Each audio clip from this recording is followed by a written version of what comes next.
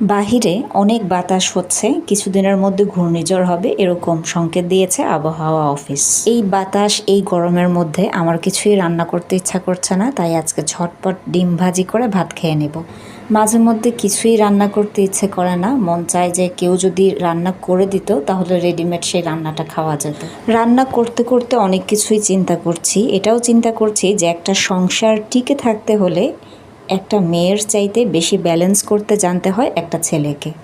হ্যাঁ, ঠিকই শুনেছেন, একটা মেয়ের থেকেও একটা ছেলের বেশি জানা জরুরি কিভাবে ব্যালেন্স করে চলতে হয়, কিভাবে বউকে প্রায়োরিটি দিতে হয়, কীভাবে মাকে প্রায়োরিটি দিতে হয়, একই সময় সব দিক সামাল দিতে হয়।